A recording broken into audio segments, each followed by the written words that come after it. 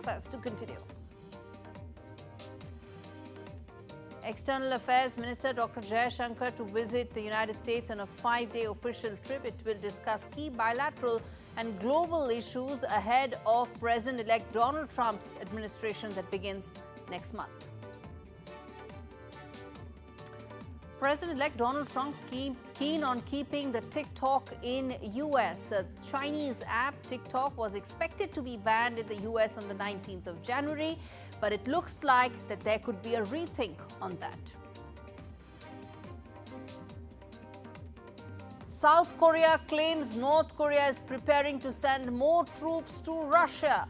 Troops and weapons, including suicide drones, to be shipped to Russia to further support the war against Ukraine, alleges Seoul's Joint Chief of Staff. And big news in Motown as Nissan and Honda announced plans to join forces. Nissan and Honda will form the world's third largest auto company by sales.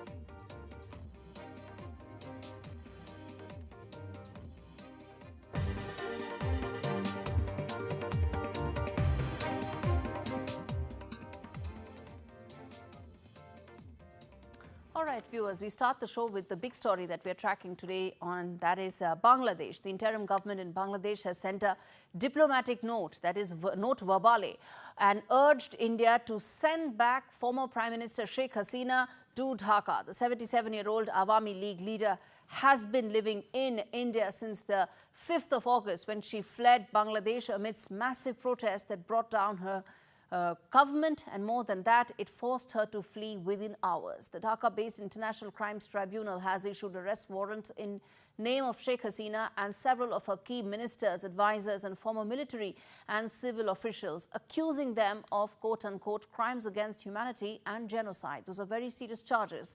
Tauheed Hussain, the foreign affairs advisor in the interim government, has told reporters and confirmed that a note verbale has been sent to the Indian government asking for her extradition. And Mohammad Tajul Islam, the newly appointed chief prosecutor of Bangladesh's International Crimes Tribunal, has said that Dhaka will file an application with the ICT to ensure and issue an arrest warrant against Sheikh Hasina, who faces 51 cases. There are 42 related to murder, and she's governed by the extradition treaty that's been signed between Bangladesh and India in 2013 and then, of course, amended later on in 2016. But where does this leave the two sides, India and Bangladesh? What does it mean for ties? What can happen to Sheikh Hasina from here on? All those questions we'll try and address. But first up, listen in to the Bangladesh foreign advisor on the note verbal that has been sent to India. আমরা তাকে যে চাওয়া হচ্ছে ফেরত বিচার ব্যবস্থার জন্য সেটা জানিয়েছি। না একটা নোট ভার্বাল দিয়ে। হ্যাঁ, note verbal. All right, let's get in my colleague Vishnu Shom to fill us in with the details. Vishnu, you connect the dots for us here. It's a very tricky diplomatic situation for India right now, and there are no easy answers at this stage, but you've been working up the phones. What are your sources in the MEA telling you? Well, the External Affairs Ministry will respond because there is an official document, a note verbal, which has been sent from Dhaka to New Delhi asking for the extradition of Sheikh Hasina, the former Prime Minister of Bangladesh, who's been in India from the 5th of August. She's been a close friend of India, so India will need to really look at whether we are okay about sending her back to Bangladesh. There is an extradition treaty of 2013 between India and Bangladesh. There are clear grounds on the basis of which she can be deported from India, extradited from India. However, there is also a clause in that, and I've read that very carefully, which says that extradition cannot be allowed for purely political motives. However, subsequent to that, there is an explainer saying that if a person is involved in violent crimes or all sorts of crimes, then in fact that political factor doesn't necessarily have to weigh. So New Delhi needs to examine this judicially. Now, what is important, and I think here's the key point, if India chooses not to send Sheikh Hasina to Bangladesh, then it really could have a detrimental impact on the overall relationship between the two countries. On the other hand, Sheikh Hasina has been a great friend of India. She's worked that India relationship. There's a strong economic relationship, people-to-people relationship, the old historical cultural relationship as well. There are visas which people in Bangladesh want. So what does Bangladesh really want at this stage? Are they going to make the Sheikh Hasina issue a showstopper in the overall relationship between India and Bangladesh, or are they willing to keep that aside and pursue the overall relationship? That's something that needs to be looked at. And from Delhi's standpoint, what are the dangers over here? If we choose to allow Sheikh Hasina to remain over here, is there a real danger that the vacuum that exists in Bangladesh may become worse and be more detrimental to the relationship with India? Absolutely. Thanks much, Vishnu, for filling us in with all those details. A story we're going to keep coming back to.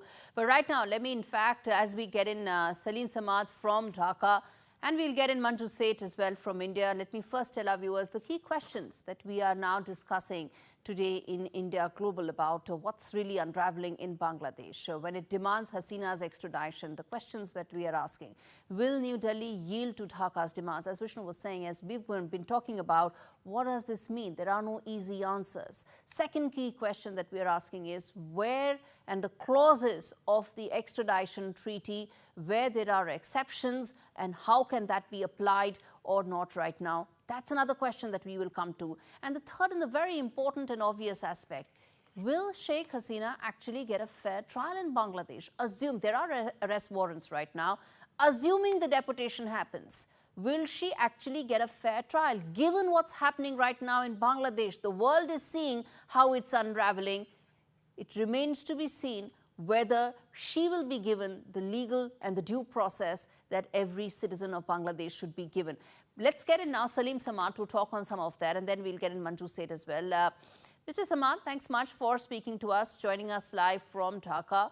I want to start by asking you, how critical do you think this request for extradition of Sheikh Hasina is going to be for Mohammad Yunus's government, and will it be central to its relationship with India?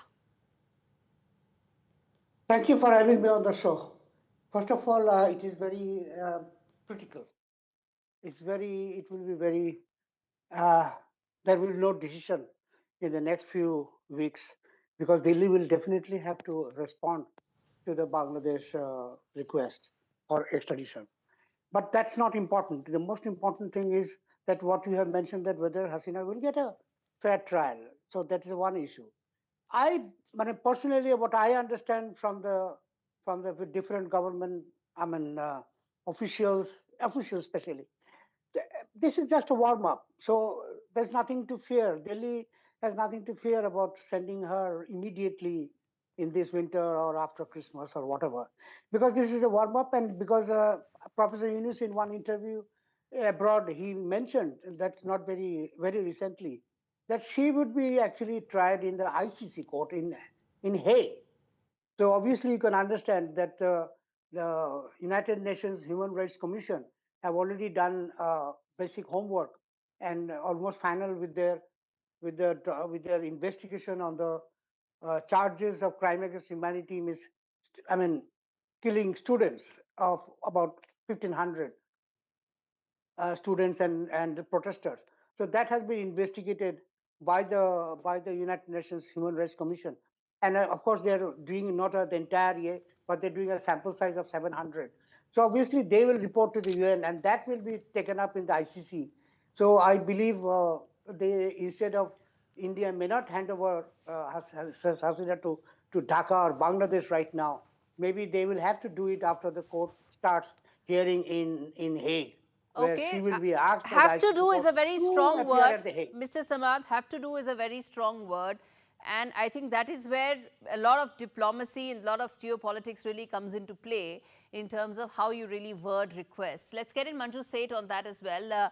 I asked this question to Salim Samad about a minute ago, which is that how central will the demand for extradition be to Mohammad Yunus's government and his perception of the India-Bangladesh relationship? And that's a question I ask you as well. I think this has, it's been spoken about almost immediately after the Mohammad Yunus interim government took office. They have been saying that we will get her back and India should send her back, etc. And now they have apparently given a diplomatic note.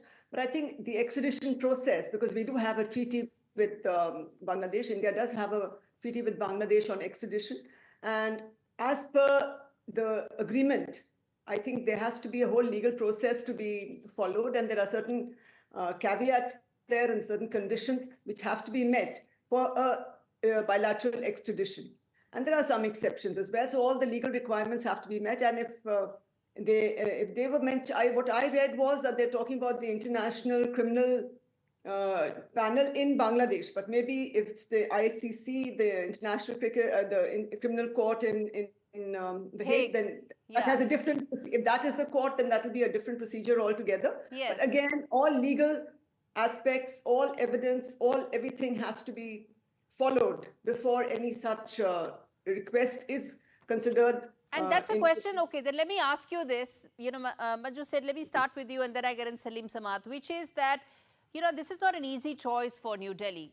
At one end, you of course want a diplomatic relationship, which is really seeing a nadir right now to sort of recover to its previous time in terms of the India-Bangladesh relationship. And at the same time, Sheikh Hasina has been a very close ally of India so many years. So, you know, so to say, for want of a better phrase, how do you go about throwing your closest ally out of the bus, so to say, you know, for want of a better phrase? So it's not an easy choice for India, is it?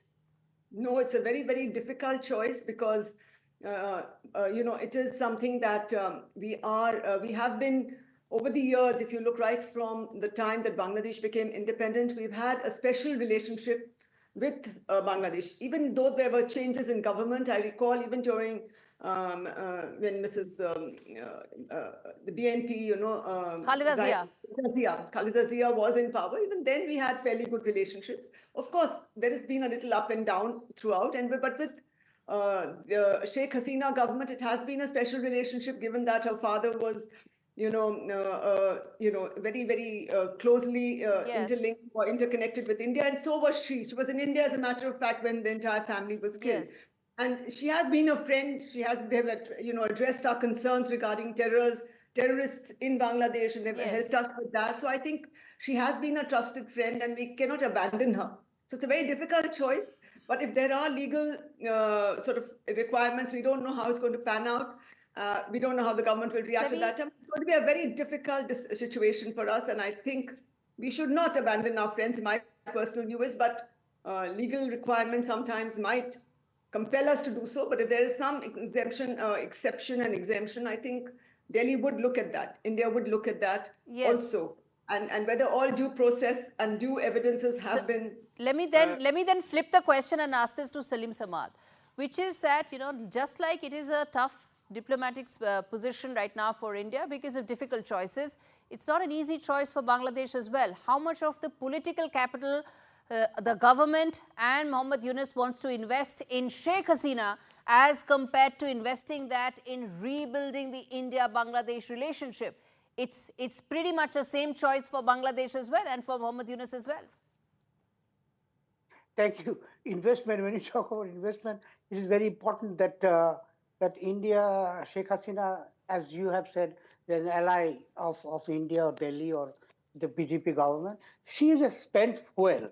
So once there is spent fuel, if you have a car and you've just dumped the fuel and then you have a new fuel. And if you have to do that, and if you are still pursuing with the spent fuel, it will be, this relationship between the two countries possibly will not take a new height. It is definitely taking height because Yunus has not been anti-India or haven't been very critical. Are you saying he's not been anti-India? Are you saying he's not been anti-India? The kind of commentary that's coming from Mr. Yunus's closest advisors. The fact that one of his closest advisors actually had the gumption and gall to come out with a map which he later deleted. The fact that some of the minorities in India, in Bangladesh, are being subjected to treatment that many are shocked at in India. And of course, in addition to that, some of the other commentary that's coming in from closest advisors of Mohammed Yunus. Are you saying this is not all directed towards India? No. You are picking a wrong thing. That map has been described by even by the Muslim League in 1905. I don't want to give even a second of this airtime to a map which is incorrect. I am not even giving a second of the airtime to that map. Only thing I'm talking about is the mindset. I'm talking about the mindset of the closest advisor of Mohammed Yunus. That's what I'm trying to say. Nothing else, sir.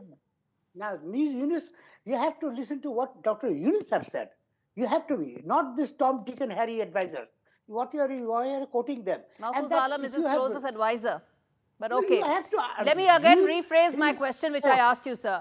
Let me rephrase my question, which is that if India has a choice and difficult choices to make, Bangladesh is also staring at a very difficult choice to make. How much of Mohammad Yunus's time, political capital, energy he wants to focus on getting Sheikh Hasina back as compared to rebuilding his economy, rebuilding his society, getting his electoral roadmap back in place, and ensuring a relationship with New Delhi that comes back or resembles normalcy like earlier times. That's a choice he needs to make. Where do you think he will make that choice? You have given a multiple choice. For example, like if you're talking about India right now, yes, there are trade relationships that is continuing with the relationship. The only thing is the connectivity, the people-to-people contact, the visa. India has totally, there's an embargo on the visas to the Bangladesh nationals. So you can understand, so nothing is working. So people contact, the people who are supposed to take medical care or students or any other people going for tourism or whatever, they have been barred. So the trains are not flying. You can understand the planes are not flying to India. And of course, the buses are also not flying. So there is a tension among the people in Bangladesh. The only thing would be that if India gives a positive indication that yes, Hasina could be sent back to Bangladesh, I can advocate that the relationship will immediately heighten up. Okay, so relationship hinges on getting Sheikh Hasina back and getting, Of course. rather than repairing some of the other lost political ground. Thank you so much, both of you. I'm afraid I'm completely out of time, but this is a story I'm going to revisit simply because it is so fluid. There's so much that is happening. And viewers, before we slip into a break, the bottom line of what is unfolding right now in Bangladesh and the demand is very, very simple. And you know, there is the Article 8 of the extradition treaty that lists out multiple grounds for refusal that India can actually apply, which can happen in the case that an accusation has been made not in good faith in the interests of justice. Article 8 can also be applied and refused in the case of military offences, which are not an offence under the general criminal law. And India has the option of refusing Hasina's extradition on the ground that the accusation made against her are not in good faith in the interests of justice. So there are options, there are difficult choices, but there are options. And the last thing I want to say is that beyond diplomacy, having a treaty means its legal provisions have to be satisfied, of course. But there are multiple examples of relations between two countries where pending extradition requests do not come in the wake of having a strong, robust diplomatic relationship. And that's exactly what New Delhi also needs to explore as it goes about rebuilding its relationship with Bangladesh. On that note, we slip into a very short break. We come back on the other side with lots more stories on India Global. Stay with us.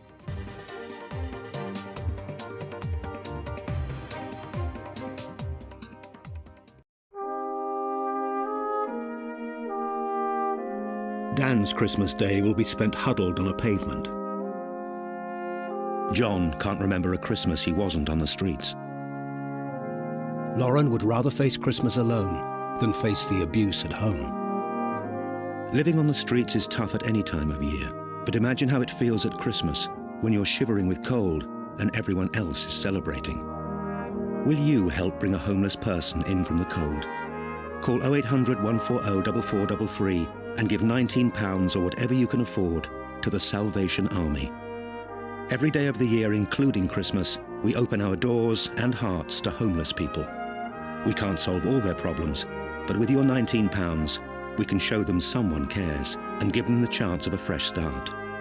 So please, think of those facing the bleakest of Christmases and call 0800 140 4433 today. Thank you.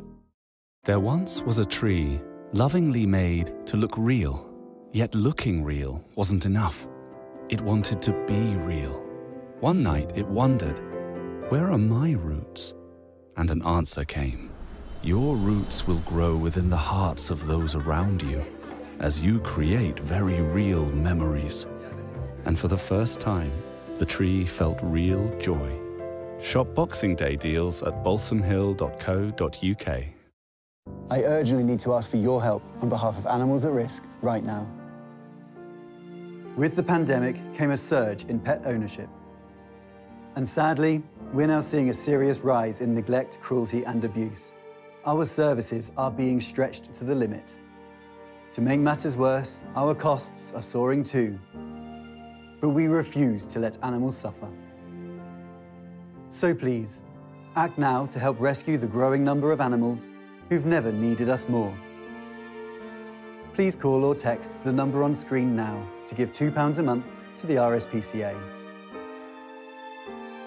In one of the toughest times we have ever experienced, your gift will make all the difference to animals. You could help provide more life-saving treatment, food, shelter, and the loving care that many have never known. We know there are millions of you who, like us, care deeply and won't stand by while animals are suffering. We have to reach those trapped in a life of abuse and neglect before it's too late. Because for many, the RSPCA is their only hope. But we can only come to the rescue with the support of people like you. So please, will you help us be there no matter what?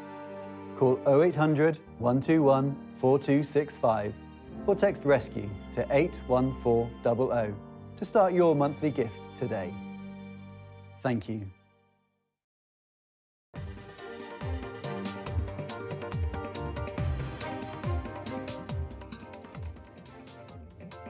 Welcome back. You're watching India Global. We now turn our attention to what's happening in Myanmar, where the rebel army group, which is the Arakan Army, has struck yet another heavy blow to the military junta. The group has announced that it has completely captured the military's Western Regional Command in the Rakhine State, and the attack on Friday marks the second time in 5 months that a regional military command has fallen to ethnic rebels.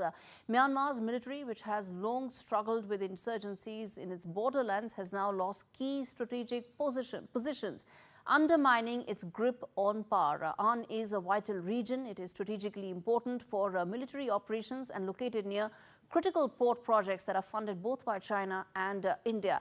And since November of last year, when the Arakan Army launched a series of attacks against security forces, the Rakhine State has been in the throes of heavy combat. This conflict erupted after a ceasefire agreement broke down following the military coup in 2021. The Arakan Army's gains in the region have effectively cut off the state capital, Sittwe, from the rest of the country. The group has posted photos on social media showing a man they claim is the deputy regional commander of Ann in their custody. The latest development in Rakhine follows a series of military setbacks for Myanmar's junta. Last August, in fact, the Myanmar National Democratic Alliance Army captured the northeastern command in Shan State, marking the first time the military had lost control of a regional command in decades. The United Nations has issued a dire warning about the situation in this region, where ongoing fighting is driving the region towards what many say is economic collapse. As the conflict intensifies, the military's command and control continues to slip, and Myanmar's fragile future continues to remain more uncertain going forward.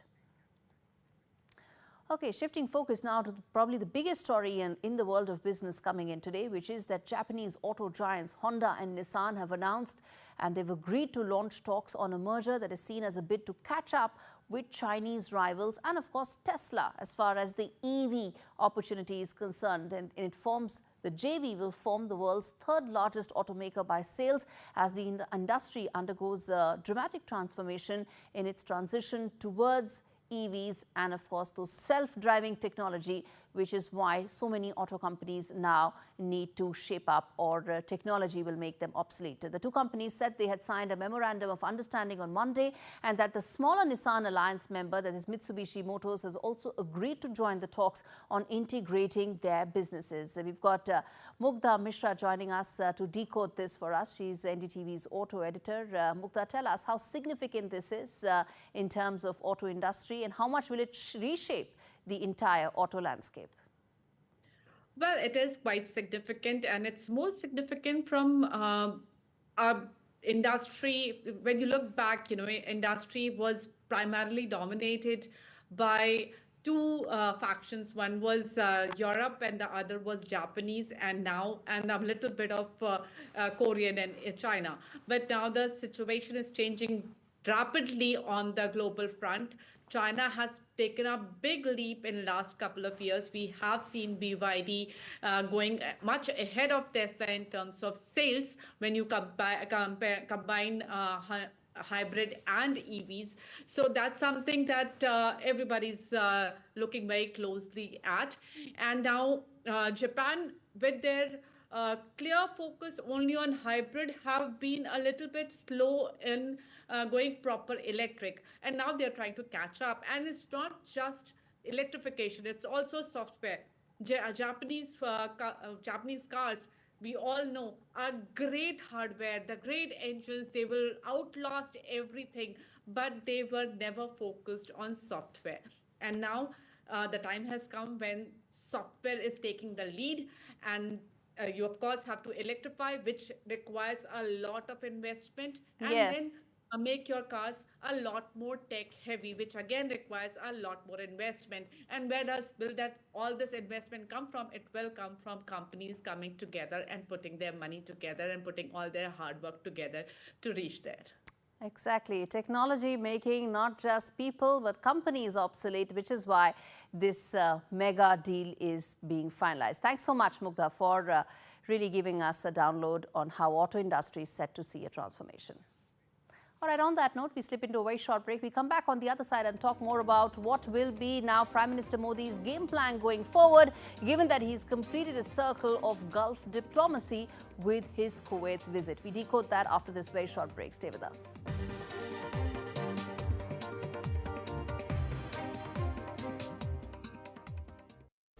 Save up to £220 on your home insurance. He's just used Confused. JustUsedConfused.com.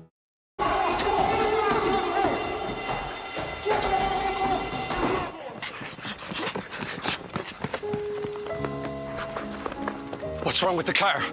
It's okay, lads. I'm with the AA. Bombay mix.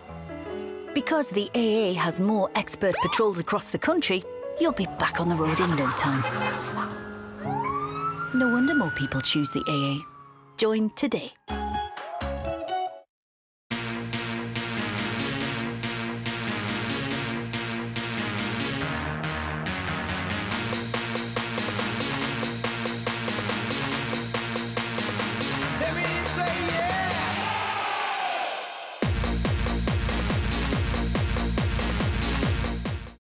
However your home uses the internet, EE has the perfect Wi-Fi for you. We've got full fiber for only $30.99 a month. Perfect for binging all your favorite shows. Keep your whole home seamlessly connected with the UK's most reliable broadband technology, powered by BT. And if that's still not enough, you can upgrade to Wi-Fi 7, where everything you love works better.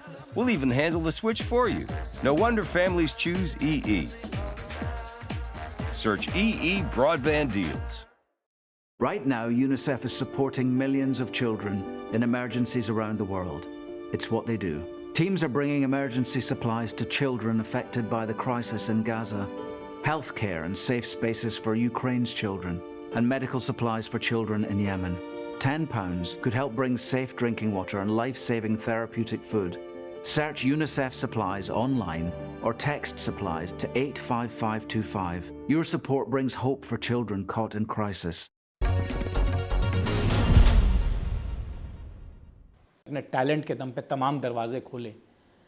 किसी बड़े बाप की औलाद नहीं था वो आदमी, उसकी सक्सेस से तो तमाम लोगों को जो इंस्पिरेशन मिलती है वो नेक्स्ट लेवल है।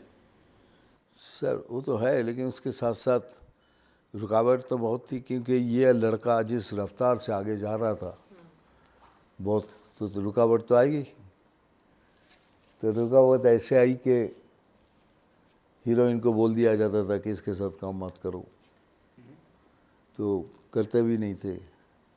फिर किसी भी तरह कैसे भी कोई भी फिल्म मिल जाए, मैं बोला नहीं करना क्या। मेरे दिल में को ऐसे हारूंगा तो लड़ के हारूंगा, ऐसे नहीं हारूंगा मैं। तो वो एक बात तो थी। तो दोपहर वही जो काले रंग वाली बात है ना, वही बात मुझे बहुत दिमाग बहुत रोता था, बहुत ये सच।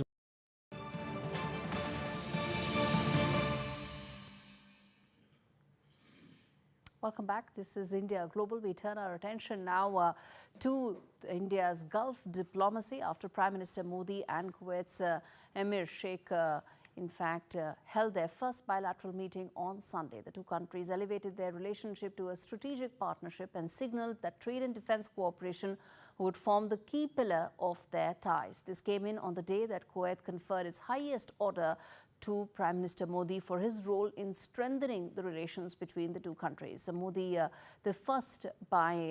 Modi's visit is the first by an Indian PM in 43 years to Kuwait. The last Indian Prime Minister to visit Kuwait was Indira Gandhi in 1981. Prime Minister Modi was accompanied by External Affairs Minister Dr. Jaishankar and National Security Advisor Ajit Doval. At their delegation-level talks, the two Prime Ministers discussed a roadmap to strengthen the strategic partnership in diverse areas, including trade, investment, energy, defense, security, health, education, technology, as well as people-to-people ties.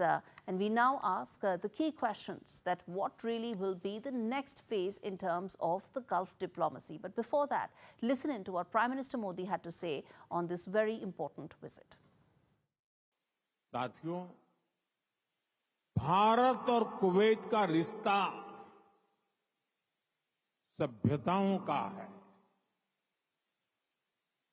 सागर का है, स्नेह का है, व्यापार कारोबार का है। भारत और कुवैत अरब सागर के दो किनारों पर बसे हैं। हमें सिर्फ डिप्लोमेसी ने ही नहीं, बल्कि दिलों ने आपस में जोड़ा है। हमारा वर्तमान ही नहीं, बल्कि हमारा अतीत भी हमें जोड़ता है। All right, let's now get in some important voices to decode the significance of this visit and, more importantly, put this in the context of the Gulf diplomacy that has really taken a major step up under Prime Minister Modi's tenure in the last 10 years. We have with us Adib Shodaibar, who is the senior journalist joining us from Kuwait, and Raven D'Souza, the Times Kuwait managing editor as well. All right, we have with us Mr. D'Souza right now to talk more about the visit, its significance, and what really could be the next phase in terms of this roadmap going forward for Gulf diplomacy. Mr. D'Souza, thanks much for speaking to NDTV. Let me start by asking you your thoughts in terms of the significance of this visit, the takeaways of it, where there was a lot of focus on defense, on hydrocarbons, on business and greater economic partnership between the two countries. Good evening. Thank you so much. The visit of Prime Minister Modi was a visit that set the tone for a great partnership, a partnership that will have very long-term substantial benefits. This visit has also turned a lot of talk in the past into action. Prime Minister Modi, in a nutshell, won the hearts and the minds of the leadership of Kuwait. An example was a 30-minute meeting with the Amir turned into a 1.5-hour meeting where a range of issues encompassing bilateral relations were discussed that went beyond just business ties, but it was about the historical relations and the friendship that India and Kuwait have been having for so long time. Yet there was a slight disconnect between the leadership in their meetings. So I think this broke the ice. It now has set the ball rolling. As you mentioned, defense, cybersecurity, these are just some of the things. But Kuwait is now at the probably the end of the Arabian Gulf visit, as well as his last visit to the Arabian Gulf, Kuwait. This opens up a whole new avenue of business opportunities for Indian businessmen as well as Kuwaitis to invest in India. An example is that for a long time, the Chinese companies and China has had a larger footprint.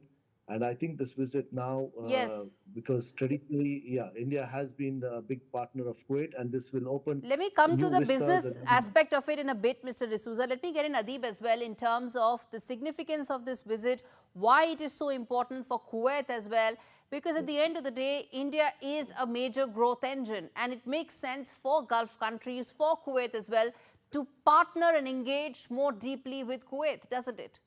With India. It does, absolutely. I mean, the thing is with India, and as I was talking to the editor when he spoke on the phone with me yesterday, I mean, the links between Kuwait and India are historic. It's something that goes back decades, from the time of the rupee being here to having, you know, the Indian food, the Indian culture from the early days of Kuwait's discovery of oil and before. So it's always been a big player, basically, in the region, India, in a different way. But I think now, we're going into a strategic level where Kuwait has signed this strategic partnership, which is a defense partnership. The Gulf region, of course, is an economic powerhouse, predominantly perhaps for oil, other than Dubai, which is more mixed. So, I mean, you're looking on a different level, the partnership, it's cultural, but I think it's also going into the big league now. And it's time for that, to be honest. It's great to see India going even further out into the world. It's one of the leading economies of the world now. So, yes, definitely, there is a change in the game, and the strategic partnership, definitely. And I think looking at the vision of 2035 Kuwait, which is the solar alliance as well, getting Kuwait into more green energy. I think India will be able to help a lot with that, because like the airports in India are all covered with solar panels. India has a lot of experience with that side of it. In fact, that's an area I wanted to talk about in detail in terms of the significance of Kuwait being part of the International Solar Alliance, the role that India can play in terms of the solar energy and the solar energy roadmap for Kuwait, and maybe for the entire GCC as well. Mr. Adib. I think that's a very good idea. I always feel we should do much more with solar, because basically our climates are very similar in a lot more, not all the parts of India, not when you go up further north, of course, but generally we do have a lot of sun. As you do, so do we. So I think it makes so much sense that the solar panels are very easy, known technology. It's nothing brand new, and it's something that can be adapted fairly quickly and easily, to start with, to deal with these greenhouse effects we're talking about and climate change. It is one good way we can start. Yes, I hope that moves forward as well. And Mr. D'Souza, then let me ask you this in terms of the opportunities that you think could probably stand out from a business point of view. Kuwait is on the threshold of big mega projects to be announced in the coming years as part of their 2035 vision. I think Indian companies can do well. Prime Minister mentioned green energy. He also mentioned the infrastructure development, and I think the potential is limitless, and it really is, let's say, the decision of the top leadership who have been very acceptable to this idea of bringing more Indians and more Indian companies. Anyway, we are the closest to Kuwait. If you see geographically from the west to the east, India is the closest. They are our extended neighborhood. Yes. So it makes complete sense for them to do business Absolutely. and trade and everything else. There are strategic interests, there are geographical opportunities and advantages. And before we wrap this up, Mr. Adib, let me ask you then about the defense partnership. That's likely to be the other cornerstone of this relationship, isn't it? It is. That is something very new. It's good. It is nice to see that you have a defense, a strategic partnership, which we have a lot with Western state nations as well. But having India in this is definitely something different, something new. And I'd love to see how that pans out. India has a lot of defense technology as well to export, and people can learn from. So yeah, there has been a lot of different things in this visit. I remember I was talking to friends the other day about the last visit, which was, I think, by Indira Gandhi, which was back in the 70s or 80s, was a long time ago, the last Prime Minister's visit. Of course, there have been many high-level visits since, but not to the Prime Minister's level. So yeah, it is historic in that way. It's been good. It's good to see India in the region. Absolutely. On that note, thank you so much, gentlemen, for speaking to me on NDTV's India Global, where we talked about Gulf diplomacy of India. And hopefully next year in 2025, we will only further strengthen on this momentum. Thanks much. And on that note, we slip into a very short break. We come back on the other side, talk more about US President-elect Donald Trump's interest in keeping TikTok alive in the US. What does it mean? Stay with us. We tell you that after this break.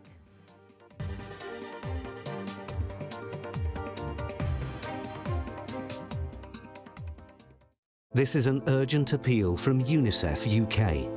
Children in Gaza are running out of food, water and medicine, and we need your help. UNICEF is working non-stop, providing life-saving medical supplies, clean water and fuel to keep services running. But we can't do it without you. Search UNICEF UK Gaza online or text Gaza to 84901 and help bring hope for children caught in this devastating conflict. Hello. How was Iceland? It was good, I guess. Had a few issues here and there. Didn't you check Brighton? No, the sun wasn't bright at all. Iceland, you know. Wait, you don't know Brighton? They must have missed out on some seamless visa assistance. Plus extra baggage allowance and 24/7 customer support. I mean, there's a reason they're rated excellent on Trustpilot. Brighton Travel, making travel brighter. Amir, How? look out the window. Look out, mate. It's a mobile phone, look. Hij krijgt van zijn baby's head. They can't see you, Mum. Now I can see everyone. We can't see you, Mum. It's not my phone, it's your phone. Check your phone. Merry Christmas, love. Merry Christmas, Mum. So what's it like over there? Is it hot? It's roasting. Connecting you at Christmas for 40 years. Vodafone, the nation's network. For such gentle souls, working donkeys in the Middle East lead terribly hard lives. For such trusting animals, donkeys are too often abused and exploited. These sensitive, loyal animals often suffer the cruelest pain. This is the hard, painful life that donkeys in Egypt, the West Bank, Israel and Gaza have to endure. Too often, it's not only a hard life, it is also a short one. But there is something you can do to make their hard lives much easier. Please call Safe Haven for Donkeys on 0800 144 5804 or go online and give a life-saving gift of just £2 a month. Safe Haven for Donkeys is dedicated to transforming lives in the region. Your gift means our mobile vet clinics can provide emergency treatment for injured donkeys. We heal wounds and ensure donkeys aren't suffering. We also work with local communities, helping them to look after and cherish their donkeys.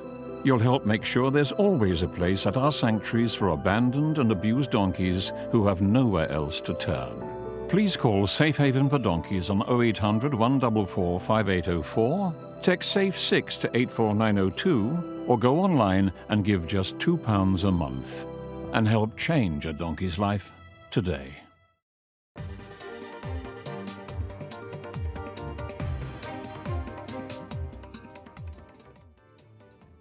This is India Global. We now turn our attention to the Trump Tracker segment on the show, where we get you the latest in the countdown to President-elect Donald Trump's administration. And the latest that's coming is that the President-elect has hinted at keeping TikTok, the Chinese very popular app, running in the US, at least for now, citing the billions of views his campaign raked up on the platform. Speaking at a news conference, President-elect said that he had a warm spot, quote unquote, for the app thanks to its role in his campaign's success. TikTok's future in the US, though, remains uncertain.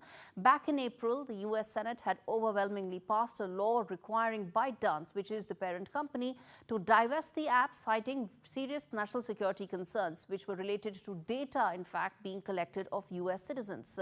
The Justice Department backed that stance, calling Chinese control of the platform a potential threat, with bipartisan support from lawmakers. ByteDance is fighting back, and the Supreme Court has agreed to hear the case. But if the court rules against the company and no sale takes place, TikTok could face a ban on the 19th of January, a day before President-elect Donald Trump is set to take over in office. In fact, despite his support for TikTok, it's now unclear how Donald Trump might undo the law and the order if it comes into being, and it comes into effect just a day before he takes office. Take a look at this soundbite, in fact, he gave about TikTok. So I'm going to have to start thinking about TikTok. I think we're going to have to start thinking. Because, you know, we did go on TikTok, and we had a great response with billions of views, billions and billions of views. They brought me a chart, and it was a record, and it was so beautiful to see. And as I looked at it, I said, maybe we got to keep this sucker around a little while, you know? Who wants to? Another story in the Trump Tracker segment, the president-elect has called for the Panama Canal to be returned to the U.S. In terms of getting control if Panama doesn't manage the waterway to his liking, accusing the country of charging excessive fees for ships passing through that vital ocean link. Donald Trump's message is clear: lower the rates or hand over it back to Washington. But that's not all. Donald Trump has also reignited his controversial push to buy Greenland, calling it an absolute necessity for the U.S. Greenland, which is rich in natural resources and geopolitically significant, is part of the North American continent, but remains under Denmark's control. This isn't the first time that the president-elect has floated this idea. He did so in 2019 as well, during his first term, where he publicly expressed interest in purchasing Greenland, sparking a major backlash from Denmark's leaders. And then Prime Minister had shut down the idea, firmly stating that Greenland is not for sale. All right, let's now turn our attention to another story where U.S. President Donald Trump has appointed Indian-American entrepreneur and venture capitalist Sriram Krishnan as the senior White House policy advisor on artificial intelligence. In a statement, Donald Trump said that Krishnan would shape and coordinate AI policy across the government. In fact, this is yet another high-profile appointment in Donald Trump's administration from the Indian American community. And Sriram Krishnan was born in Chennai. He developed mobile ad products during his tenure at Facebook. He's also a general partner at one of the leading venture capital firms. And my colleague Sam Daniel, in fact, spoke to Sriram Krishnan's professor in Chennai after this announcement came in. Listen in to that very interesting conversation. Tell me, when he was a student there, did he show signs of promise that one day he'll be a kind of an authority in artificial intelligence? What did you at that time make out? Yes, when he was admitted into SRM, he was very new to computing technologies and programming languages. But after he joined here at SRM, he learned a lot along with the faculty and the peer members of SRM. He learned a lot and he got interest in the computing languages. So that time he learned Python programming languages on his own, and he shared his knowledge with the faculty members like me. So he was recruited by Microsoft directly after his undergraduate studies. So means he was into that new technologies by that time itself. He was very interested in learning new things on his own, because being the curriculum and regular class things, it is common for all the students. So the teachers need to teach the common core subjects like computer architecture or operating system, something the basic for the computer science and engineering for all the students. He was into the innovative kind of learning new things, new technologies on his own. Now, he joined Microsoft soon after graduating. He also later worked for Facebook, then joined Elon Musk's team working for Twitter. Did he ever visit back his alma mater? Did he speak to students? Yes, many times. He loved to come here and to meet the faculty and his juniors.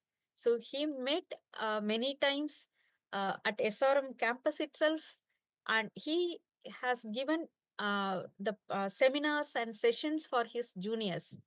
He motivated how to learn along with ethics and with our cultural background, how to become the technologist and how to achieve in this computing field.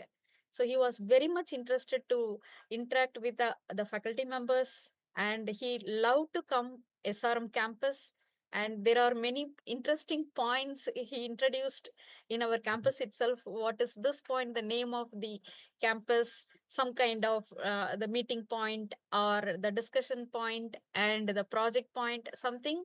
He introduced many points or the names for SRM venues. All right. Shifting focus now to a very important story where India is deploying AI in its battle against the world's worst tuberculosis epidemic, where over a quarter of all cases, unfortunately, are in India. India has invested millions in a national campaign to curb the disease, reducing its incidence by 18% since 2015. But diagnosing and treating the disease is a complex, lengthy process, and which is why now there is an Indian non-profit organization, that is Wadhwani AI, which has developed a suite of AI-powered tools to assist health workers detect undiagnosed cases, decide on treatment plans, and prevent people from dropping out of treatment, most important. And working with the Indian government and the US Agency for International Development, the organization is currently piloting these tools across the country. Let's get in a representative, in fact, the CEO of Wadhwani AI, Shekhar Subramanian, joins me on the show to really understand and decode for me how technology can find solutions that medical practitioners around the world, around India, have been grappling for decades. So explain to us the significance of AI and the role it can play in terms of really becoming solutions and providing those solutions that medicine is searching answers to. Certainly, thank you. AI as a technique, AI is one of several technology-oriented techniques that can be integrated into any system, any ecosystem. Particularly with the health ecosystem, it's a very good idea to make sure that you integrate AI in a very intelligent manner into the system. So when you speak about TB, there are multiple aspects within the ecosystem in the manner in which the disease comes, it spreads, it can be controlled, and it needs to be managed. AI, as you know very well, offers what we call point solutions. It offers intervention at every stage. And the way we have analyzed and understood the problem with respect to using AI in such an ecosystem is that if you do it in multiple parts of the ecosystem, the cumulative effect will be quite significant. So I'll give you some examples. The first area is to just make sure that you can capture or catch what is popularly known as the missing million, or what is called as the individuals who we need to get into the treatment regimen. And so one of the solutions we have, and it's a very difficult one, is to capture TB patients using a cough signal. Now, there are two ways you can implement this. One is in a facility setting, which we were very successful, but to do it in a generic community setting is a complex and difficult problem. So we are working with the Government of India, the CTD, to roll this out pan-India. So this is an example where we would like to find out if a person has TB, and then if they have it, then you can move them into the cycle so that they can start getting treated. Okay. The second, which you mentioned, is what we simply call loss to follow-up. And essentially what that means is when a new patient comes in for treatment, we need to give them, say, a risk score between 0 and 100, a higher score meaning a greater propensity to not follow the medication. And if they don't follow the medication, three very adverse impacts happen. There's mortality, there's a higher cost for treatment, and there's a possibility they'll spread the disease. That's a very important point, sir. So let me just come in there, because this is important, but I also want to sort of make it in a manner that a lot of our viewers also understand, and a lot of viewers are not that savvy in terms of technology. I am not. So I'm going to just ask you simple questions in terms of how significant this is. First and foremost, in terms of your response so far, you've been dealing with Government of India, and so far, what has been the response like to this program in terms of the success, in terms of the scale, or the problems that are very unique to India that you need to find solutions to? Multiple perspectives. So the first is that we started on this mission with the Government of India before the wave of Gen AI, etc. So this is your classic AI-related problem solving. And we were with the government from 21 onwards. And the government has been a very effective partner. In other words, if we want to, our mission as an institute is to scale solutions in India. And the only way you can do that is to really be part of the entire ecosystem that actually solves problem at the ground level. And so the government of India, particularly CTD and Health, Ministry of Health, all the ministries, we work in multiple ministries, agriculture, education, health, we are present across. There are multiple things. One, there is a significant recognition that there is a possibility AI will solve problems. Then they're looking for partners who can provide them credible solutions on the ground. This is away from instances where we kind of talk about AI. The idea is we actually provide the solution that can be used. In my personal opinion, there is nothing more important in India than actually creating solutions that can be experienced and used. AI is one subject that you will learn by doing. So the more we do, the more we implement, the more we learn. And by its very construct, it will get more data. When it gets more data, it gets more intelligence. So how do you solve that conundrum? You work with the government. Indeed. They did the data collection for us. They help us reach out to all the states, etc. Yes. We bring the technology pieces. We have to integrate with their programs. We have to take the responsibility of making sure our AI is credible, it's real, it's responsible, and it's in pace with the pace at which the government can adopt it for an effective solution. You cannot just get excited. You have to work within the construct of what can actually happen in a country as diverse as India. As diverse, as large as India. I'm afraid I have to interrupt you there, Mr. Siva Subramanian. Thank you so much for talking to us about what I really hope is probably one of the most successful stories in terms of how AI can be used to solve some of the most complex problems that mankind faces. Thank you so much. I'm out of time in this conversation, but wishing you the very best in this program. And on that note, completely out of time with this edition of India Global. Thanks so much for watching.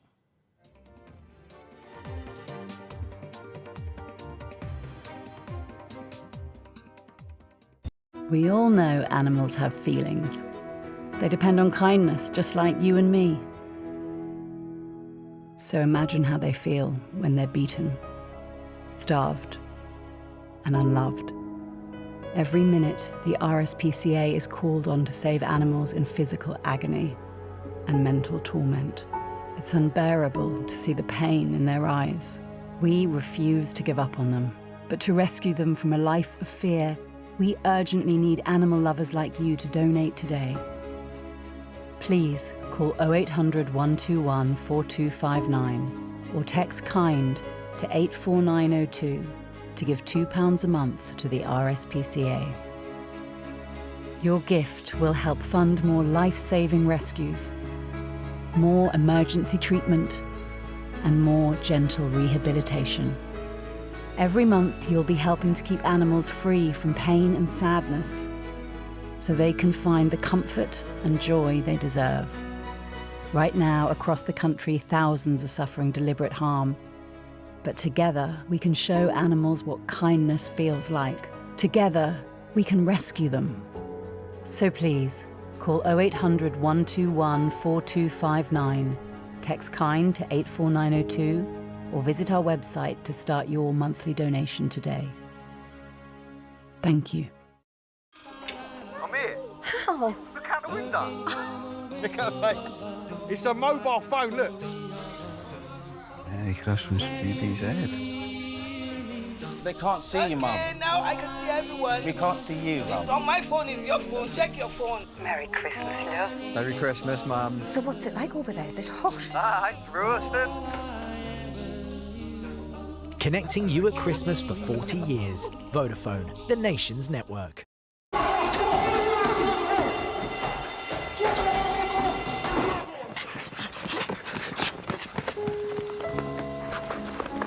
What's wrong with the car? It's okay, lads. I'm with the AA. Ah, Bombay mix. Because the AA has more expert patrols across the country, you'll be back on the road in no time. No wonder more people choose the AA. Join today. This is an urgent appeal from UNICEF UK. Conflict in Gaza is cutting off supplies of food and clean water. Thousands of children are malnourished and sick. UNICEF is working non-stop, treating children like 2-year-old Lean with life-saving therapeutic food. Her story is just one of thousands. Search UNICEF UK Gaza or text Gaza to 84902. and help bring hope for children caught in this conflict. Reactions and political exchange in Hyderabad over Allu Arjun and the stampede he allegedly caused during the screening of Pushpa 2 on the 5th of December, leading to the death of a woman and a child still in hospital. But first, let's take you through the headlines we're tracking this hour. In a major change that could have a huge impact on primary education, the centre scraps the no detention policy for classes 5 to 8 in central government schools. This means exam pressure on kids in those classes as they won't move to the next class without passing exams. Send Sheikh Hasina back to Dhaka, says Bangladesh to India in a diplomatic